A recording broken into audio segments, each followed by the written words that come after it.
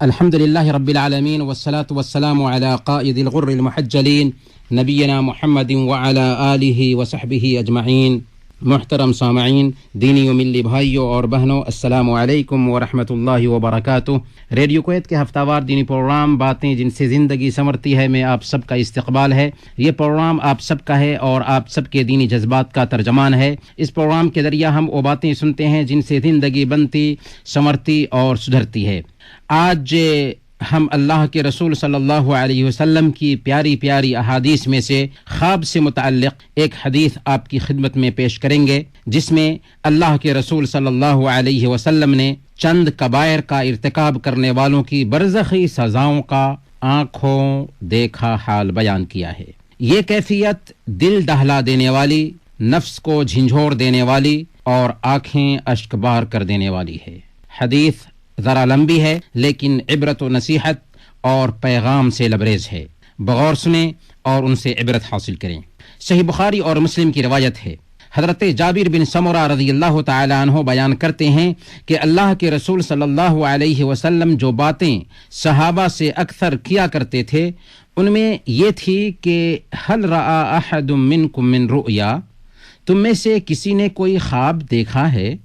یعنی یہ سوال اللہ کے رسول صلی اللہ علیہ وسلم صحابہ سے کثرت سے کیا کرتے تھے کہ کیا تم میں سے کسی نے خواب دیکھا ہے؟ چنانچہ جو چاہتا اپنا خواب رسول اللہ صلی اللہ علیہ وسلم سے بیان کرتا۔ ایک صبح نبی کریم صلی اللہ علیہ وسلم نے صحابہ کرام سے فرمایا کہ رات میرے پاس دو آنے والے آئے اور انہوں نے مجھے اٹھایا اور مجھ سے کہا کہ ہمارے ساتھ چلیں۔ میں ان کے ساتھ چل دیا۔ ہم ایک لیٹے ہوئے شخص کے پاس آئے جس کے پاس ایک دوسرا آدمی پتھر لیے کھڑا تھا اور اس کے سر پر پتھر پھینک کر مارتا تو اس کا سر اس سے پھٹ جاتا تھا، پتھر لڑھک کر دور چلا جاتا، لیکن وہ شخص پتھر کے پیچھے جاتا اور اسے اٹھا لاتا اور اس لیٹے ہوئے شخص تک پہنچنے سے پہلے ہی اس کا سر ٹھیک ہو جاتا جیسا کہ پہلے تھا۔ کھڑا آدمی پھر اسی طرح پتھر اس پر مارتا اور وہی صورتیں پیش آتی جو پہلے پیش آئی تھیں۔ میں نے ان دونوں سے پوچھا، سبحان اللہ، یہ دونوں کون ہیں؟ مجھ سے انہوں نے کہا کہ آگے چلیں، آگے بڑھیں۔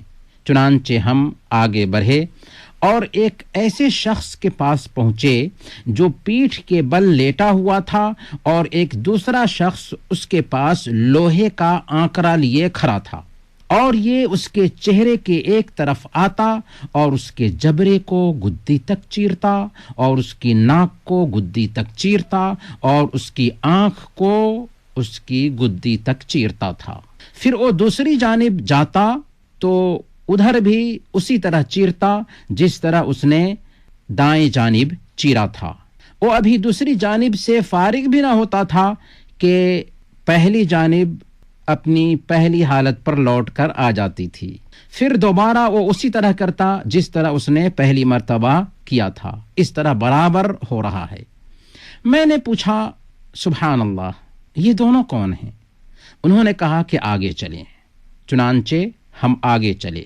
پھر ہم ایک تنور جیسی چیز کے پاس آئے، اس میں شور اور آواز تھی۔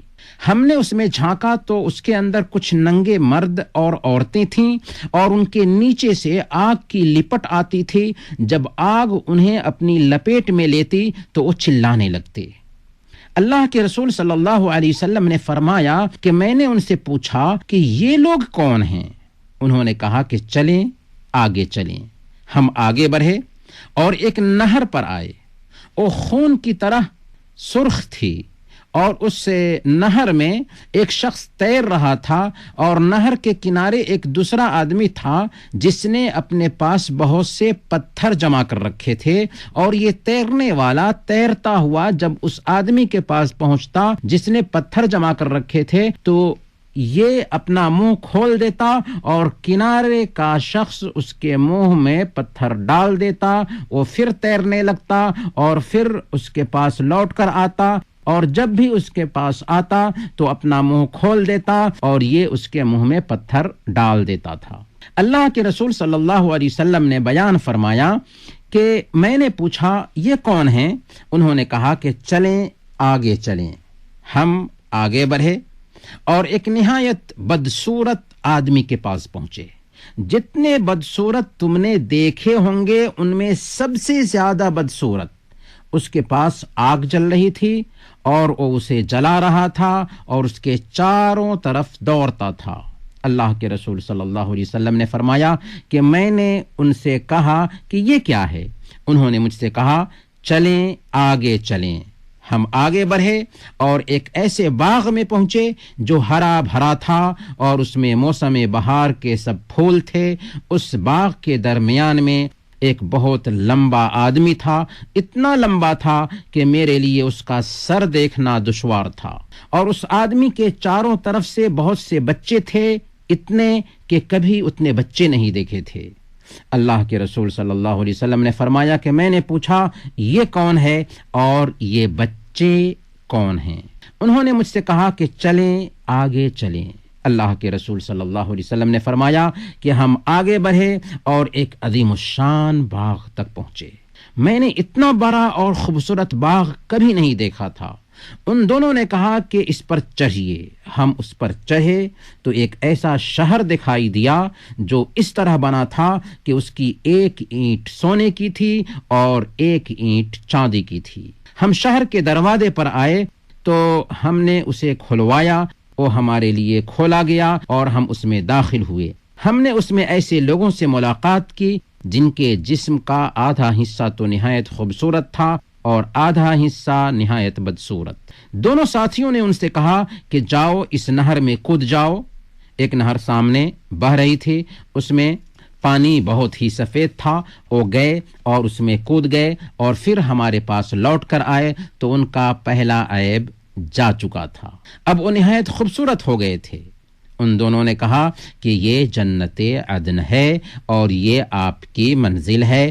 میری نظر اوپر کی طرف اٹھی تو سفید بادل کی طرح ایک محل اوپر نظر آیا۔ انہوں نے مجھ سے کہا کہ یہ آپ کی منزل ہے۔ میں نے ان سے کہا کہ اللہ تعالیٰ تمہیں برکت دے، مجھے اس میں داخل ہونے دو۔ انہوں نے کہا کہ اس وقت تو آپ نہیں جا سکتے، لیکن ہاں آپ اس میں ضرور جائیں گے۔ اللہ کے رسول صلی اللہ علیہ وسلم نے فرمایا کہ میں نے ان سے کہا کہ آج رات میں نے عجیب و غریب چیزیں دیکھی ہیں، یہ چیزیں کیا تھیں جو میں نے دیکھی ہیں؟ انہوں نے مجھ سے کہا کہ ہم آپ کو بتائیں گے۔ پہلا شخص جس کے پاس آپ گئے تھے اور جس کا سر پتھر سے کچلا جا رہا تھا، یہ وہ شخص ہے جو قرآن سیکھتا تھا اور پھر اسے چھوڑ دیتا اور فرض نماز کو چھوڑ کر سو جاتا تھا۔ اور وہ شخص جس کے پاس آپ گئے اور جس کا جبڑا گدی تک چیرا جا رہا تھا اور ناک گدی تک چیرا جا رہا تھا اور آنکھ گدی تک چیری جا رہی تھی، یہ وہ شخص ہے جو صبح اپنے گھر سے نکلتا اور جھوٹی خبریں بناتا جو دنیا میں پھیل جاتی تھی، اور وہ ننگے مرد اور عورتیں جو تنور میں آپ نے دیکھے وہ زناکار مرد اور عورتیں تھیں۔ اور وہ شخص جس کے پاس آپ اس حال میں گئے کہ وہ نہر میں تیر رہا تھا اور اس کے منہ میں پتھر دیا جاتا تھا، وہ سود کھانے والا ہے۔ اور وہ شخص جو بدصورت ہے اور آگ بھڑکا رہا ہے اور اس کے چاروں طرف چل پھر رہا ہے، وہ جہنم کا داروغہ مالک ہے۔ اور وہ لمبے آدمی جو باغ میں نظر آئے وہ ابراہیم علیہ السلام ہیں، اور جو بچے ان کے چاروں طرف ہیں وہ بچے ہیں جو بچپن ہی میں فطرت پر مر گئے ہیں۔ یہ سن کر بعض مسلمانوں نے یعنی بعض صحابہ نے کہا کہ اے اللہ کے رسول، کیا مشرکین کے بچے بھی ان میں داخل ہیں؟ نبی اکرم صلی اللہ علیہ وسلم نے فرمایا کہ ہاں، مشرکین کے بچے بھی ان میں داخل ہیں۔ اب رہے وہ لوگ جن کا آدھا جسم خوبصورت اور آدھا بدصورت تھا، تو یہ وہ لوگ تھے جنہوں نے اچھے عمل کے ساتھ برے عمل بھی کیے، اللہ تعالیٰ نے ان کے گناہوں کو بخش دیا۔ یہ رہی جابر رضی اللہ تعالیٰ عنہ کی طویل حدیث جو صحیح بخاری اور مسلم میں آئی ہے۔ اس حدیث میں برزخی زندگی کی سزاؤں اور وہاں کی نعمتوں کی ایک جھلک پیش کی گئی ہے۔ چنانچہ حضرت جابر بن سمرہ رضی اللہ تعالیٰ عنہ بیان کرتے ہیں کہ اللہ کے رسول صلی اللہ علیہ وسلم صحابہ کرام سے اکثر کہا کرتے تھے کہ کیا تم میں سے کسی نے خواب دیکھا ہے؟ اس سے پتہ چلتا ہے کہ اللہ کے رسول صلی اللہ علیہ وسلم خواب کو اہمیت دیتے تھے، کیونکہ خواب نبوت کا ایک حصہ ہے۔ خواب میں مستقبل میں آنے والی باتوں کی خبر دی جاتی ہے اور کسی چیز سے متنبہ کیا جاتا ہے۔ اگر خواب کسی سچے مومن نے دیکھا ہے تو اس کا اثر بھی سچا ہوتا ہے، اور خواب کی تعبیر ایک ملکہ ہے جسے اللہ تعالیٰ اپنے بندوں میں سے کسی کو عطا فرماتا ہے۔ اور علماء نے لکھا ہے کہ جو خواب کی صحیح تعبیر نہیں جانتا اسے تعبیر نہیں بتانی چاہیے، کیونکہ تعبیر کے مطابق ہی خواب واقع ہوتا ہے۔ پھر اللہ کے رسول صلی اللہ علیہ وسلم کو خواب میں دکھانے کے لیے آپ کے پاس سے 2 فرشتے آتے ہیں۔ وہ 2 فرشتے کون تھے؟ حضرت جبریل اور حضرت اسرافیل علیہ السلام تھے، جیسا کہ دوسری احادیث سے پتہ چلتا ہے۔ چنانچہ اس حدیث میں اللہ کے رسول صلی اللہ علیہ وسلم کو سزاؤں کے 5 بھیانک مناظر بتائے گئے، پھر جنت کے مناظر کی بھی سیر کرائی گئی۔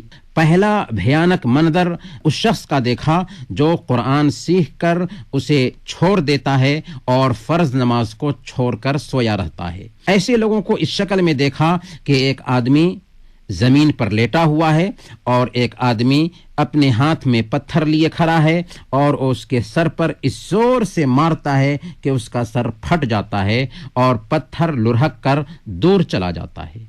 جب وہ پتھر لے کر آتا ہے تب تک اس کا سر ٹھیک ہو چکا ہوتا ہے، پھر اسے پتھر مارتا ہے، پھر اس کا سر پھٹ جاتا ہے اور پتھر لڑھک کر دور چلا جاتا ہے۔ لگاتار ایسا ہی چل رہا ہے۔ منظر نہایت بھیانک ہے۔ یہ سزا اس لیے مل رہی ہے کہ اس نے قرآن سے غفلت برتا اور فرض نماز سے سویا رہا، اور سر اس لیے کچلا جا رہا ہے کہ نیند کی جگہ سر ہی ہے۔ لہذا وہ لوگ جو فجر کی نماز نہیں پڑھتے اور 6-7 بجے جاگنے کے لیے الارم لگا کر سوتے ہیں، انہیں ہوش میں آنا چاہیے، انہیں ہوش کے ناخن لینا چاہیے۔ ایک مرتبہ سر نہیں کچلا جا رہا ہے، لگاتار سر کچلا جا رہا ہے، سر ٹھیک ہو جاتا ہے، پھر کچلا جا رہا ہے، اور قیامت کے دن تک ایسا ہی چلتا رہے گا، کیونکہ یہ برزخی سزا ہے۔ لہذا ہر شخص کو چاہیے کہ سونے سے پہلے نماز کے لیے الارم لگا لے، کسی کو بیدار کرنے کے لیے کہہ دے، اور قرآن سے غفلت نہ برتے، اس کی تلاوت کرتا رہے۔ دوسرا بھیانک منظر جو دیکھا وہ جھوٹ بولنے والوں کی سزا ہے کہ وہ جب جھوٹ بولتا ہے تو چاروں طرف اس کا جھوٹ پھیل جاتا ہے۔ اسے برزخی سزا یہ دی جا رہی ہے کہ وہ پیٹھ کے بل لیٹا ہوا ہے اور ایک آدمی لوہے کا آنکڑا لیے اس کے چہرے کی ایک طرف سے اس کے جبڑے کو، اس کی ناک کو اور اس کی آنکھ کو گدی تک چیرتا ہے۔ ایک طرف کا چیر کر جب دوسری طرف آتا ہے تاکہ دوسری طرف کے جبڑے کو، ناک کو اور آنکھ کو گدی تک چیرے، تو پہلی طرف کا حصہ ٹھیک ہو چکا ہوتا ہے اور لگاتار ایسا ہی چل رہا ہے۔ آج الیکٹرانک میڈیا کے اس دور میں جھوٹ کا بڑی آسانی کے ساتھ میں پرچار کیا جاتا ہے۔ کتنے لوگوں کا تکیہ کلام جھوٹ بولنا ہوتا ہے، دن بھر جھوٹ بولتے رہتے ہیں۔ اس لیے جھوٹ بولنے والوں اور جھوٹ پھیلانے والوں کو اس حدیث سے سبق لینا چاہیے اور کسی بھی بات کی تحقیق کیے بغیر اسے پھیلانے سے پرہیز کرنا چاہیے۔ تیسرا بھیانک منظر زناکار مرد اور عورتوں کا تھا، جہاں ایک تنور میں ننگے مرد اور ننگی عورتیں ہیں اور تنور کے نیچے سے آگ دہک رہی ہے، اس میں چیخنے اور چلانے کی آوازیں آ رہی ہیں۔ زناکار مردوں اور عورتوں کو یہ برزخی سزا دی جا رہی ہے، تو آپ سوچ سکتے ہیں کہ جہنم کی سزا ان کو کیا ملے گی۔ اس لیے وہ لوگ جو وقتی لذت کی خاطر اپنی عزت کا خون کرتے ہیں، انہیں ہوش میں آ جانا چاہیے اور بدکاری سے توبہ کرنی چاہیے۔ چوتھا بھیانک منظر سود خوروں کا تھا کہ ایک آدمی خون کے نہر میں تیر رہا ہے اور نہر کے کنارے ایک شخص کھڑا ہے جس کے پاس بہت سے پتھر جمع ہیں۔ وہ کنارے میں آتا ہے اور اس کے منہ میں ایک پتھر دے ڈالتا ہے، लगातार ऐसा ही चल रहा है। ये मंजर भी अजीब व गरीब है, भयानक मंजर है। दुनिया में जो लोग सूद खाते हैं, चाहे बैंक का सूद हो या किसी फर्द से हासिल किया हुआ सूद हो, ऐसे लोगों को भी बरज़खी ज़िंदगी में खून की नदी में तैरना होगा और उनके मुंह में बड़े बड़े पत्थर डाले जा रहे होंगे। सही मुस्लिम की रवायत है, अल्लाह के नबी सल्लल्लाहु अलैहि वसल्लम ने सूद लेने वाले, सूद देने वाले, सूद के गवाहों और रजिस्टर तैयार करने वाले सब पर लानत भेजा और कहा कि सब के सब गुनाह में बराबर हैं। इसलिए सूदखोर को भी तौबा करनी चाहिए और सूद खाने से बाज आ जाना चाहिए और उन्हें याद रखना चाहिए कि अल्लाह ताला दुनिया में सूद को मिटाता है। यमहकुल्लाहु रिबा व युर्बिस सदक़ात, अल्लाह ताला सूद को मिटाता है और सदक़ात को बढ़ाता है। पांचवा भयानक मंजर जहन्नम के खादिन मालिक का था कि एक निहायत ही बदसूरत इंसान है, इतना बदसूरत कि उसकी शक्ल डरावनी है, उसके पास आग दहक रही है, वो उसका चक्कर लगा रहा है। जहन्नमियों के लिए सबसे पहले जहन्नम के दारोगा का भयानक मंजर ही अदाब होगा कि जहन्नम में जलने से पहले जहन्नम के दारोगा को देखकर उनके होश उड़ जाएंगे। छठा मंजर खुशनुमा है, दिल फरेब है, दिलकश है कि हरा भरा बाग है। बाग में रंग बिरंग के फूल खिले हैं। बाग के बीच में एक आदमी है और उसके चारों तरफ छोटे छोटे बच्चे हैं। ये इब्राहिम अलैहिस्सलातु वस्सलाम हैं और उनके पास छोटे छोटे बच्चे बचपन में मरने वाले बच्चे हैं। सही हदीस से साबित है कि हज़रत इब्राहिम और हज़रत सारा अलैहिस्सलाम बरज़खी ज़िंदगी में मुसलमानों के छोटे बच्चों की किफ़ालत करते हैं। इसलिए अगर किसी का छोटा अजीज वफात पा जाता है तो उसके लिए ये बशारत है और उसे ये यकीन रखना चाहिए कि उसका बच्चा हज़रत इब्राहिम और हज़रत सारा अलैहिस्सलाम की किफ़ालत में पल रहा है और क़यामत के दिन उसे उसके पास लौटा दिया जाएगा। अल्लाह के रसूल सल्लल्लाहु अलैहि वसल्लम से जब सहाबा ने मुशरिकीन की औलाद के बारे में पूछा कि गैर मुस्लिमों की औलाद जो वफात पा जाती है उनका क्या अंजाम होगा, तो आपने फरमाया कि मुशरिकीन की औलाद भी इब्राहिम अलैहिस्सलातु वस्सलाम की किफ़ालत में होगी, क्योंकि उनकी मौत फितरत पर हुई है कि हर बच्चा दीन इस्लाम पर पैदा होता है। सातवां मंजर जन्नत का था। अल्लाह के रसूल सल्लल्लाहु अलैहि वसल्लम को जन्नत की सैर कराई गई। ऐसा शहर देखा जिसकी एक ईंट सोने की थी और एक ईंट चांदी की थी।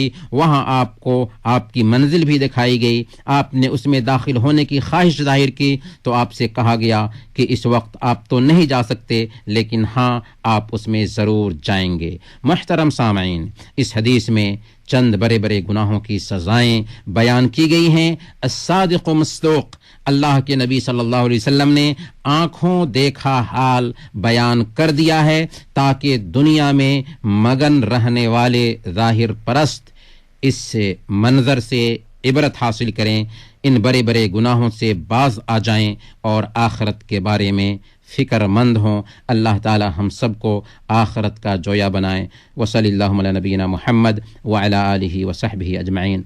मुहतरम सामईन, हम आपकी कॉल भी लेंगे लेकिन एक छोटे से वक्फ़ा के बाद।